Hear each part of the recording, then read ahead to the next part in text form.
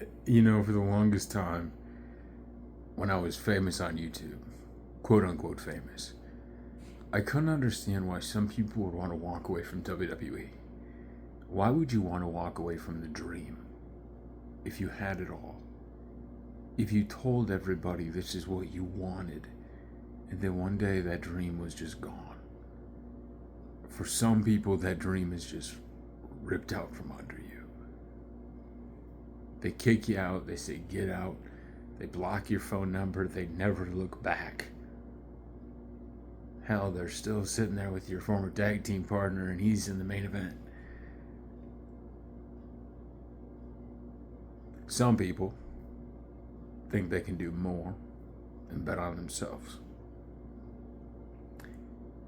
For the longest time, I played a character on YouTube. That's who I was. It took my father passing away, and it took a lot of time here to realize even people watching this video right now have no idea who I am. I asked Grok on X, this is one of the very first times I've ever used AI, and I asked Grok who Tub Emu is. And the response I got was actually pretty fascinating. And to be honest with you, I can honestly tell you after coming back, getting broken up with, being cut off from the person that was like my best friend for the last 8 years, having to go through those emotions basically alone and restarting over, and you realize what people go through. And through all that, I'm still the exact same person. I just go to church on Sunday. I just now have a full-time job. And I have that PS5 up there, and I sit down to record, and I don't want to. I just want to play with friends. We have 2K25 coming out, and it's cool to see friends get opportunities to get flown out to the events and everything. But I still look at it as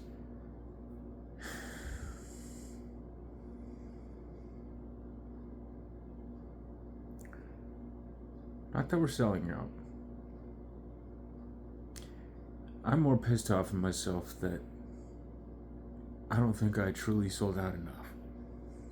And what I mean by that is I had the greatest gift, the opportunity of my life. Now, I don't regret where I'm at. Even being alone, not getting to talk to two people I wish I could talk to, I still sit here and I'm grateful for the last year and a half. Getting to go to Amazon and become one of the best drivers. Getting to have opportunities at quick views and money and YouTube and opportunities and just say no. I'm not in it for the money. I'm not in it for the views. I busted my ass during peak delivering to save up to get a console, and when I finally got it, and I sat down to record, I said, who am I doing this for? Because what I realized when I first came on YouTube, I wasn't coming on YouTube to show off gameplay. No, what I was truly trying to do was sell out myself. Because it took asking a buddy the other day, when I used to be that kid that was sitting at the cool kids table. And then I heard that cool kids table talk shit about some of my best friends in this world that I still talk to this day. And they made fun of that table that fit 14 people. And when that day I just got up and I said, enough is enough, man. Kind of like WWE and catering. If you're in any company, you just get fed up with it and you're like, I want to be around people that like motivate me to be better. I don't want to be surrounded by a bunch of people that are berating other people, that take pride in seeing other people miserable, that like to play games with people's emotions.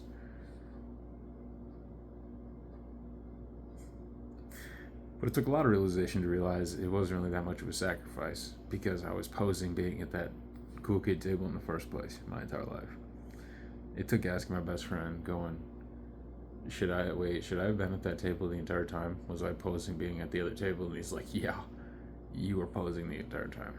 So, even when you think you're standing up for people, you realize, what are you really doing? I was letting my true self come out. And that's what the YouTube was. So when we say we don't sell out enough, to all my friends that are still getting opportunities, that bring along their family or friends, it pains me. And this is my biggest regret on YouTube. Not the fact that I screwed up taxes and bills, and my contract got cut 8 months into a 3-year deal, spiraling me. So I'm kind of like a WWE superstar. No, my biggest regret is my father got me into professional wrestling. I got to go to the WWE Hall of Fame. I got to go to the WWE archives. I got to go to WWE WrestleManias.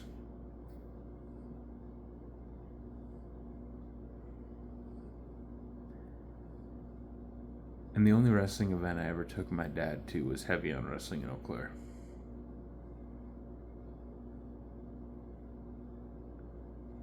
Or I shouted out on my wrestling channel, and one fan and his dad came because I mentioned it. I'll never forget that. Because my name's Eric. I'm not Tub Emu. I'm not Eric Emanuel, even though that'll be a stage name. I'm just a kid that grew up with a father that got him into professional wrestling. But a father who was just a people person, and apparently he saw through the storylines. He knew it was fake more than anybody, but he could see the actual story. So when it comes to wrestling, I don't know what this channel is ever going to be, or if it'll be anything. Because I don't cut people out.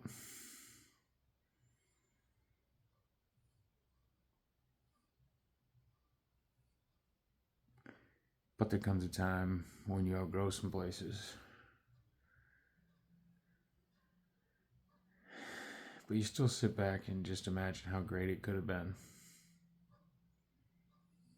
For all those times he asked you, it was still real. What about Cena? What about this? Moments when you met friends that you still talk to this day, like Steven. Shout out Steven. Met him at C2E2 2015. I'm sitting next to Mean Gene Okerlund, Mick Foley, The Godfather. And I didn't get any autographs from my father or anything, people he loved.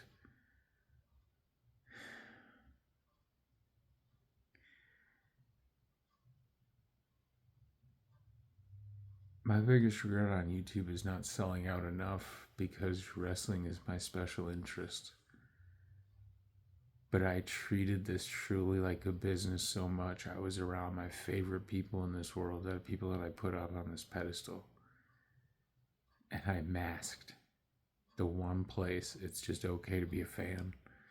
You see people like Jacob Fatu filming the Boogeyman, and he's just going insane. And then there you got Eric playing a character as Tub Emu meeting Jim Ross.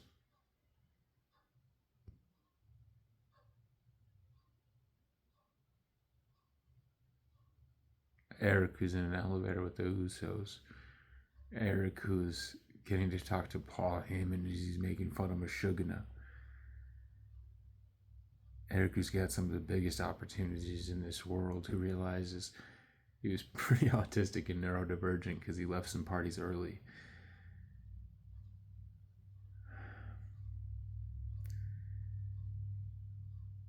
So whatever I do on YouTube, it'll always be authentic. It'll always be me. It'll be what I want to put up and what I think is worthwhile.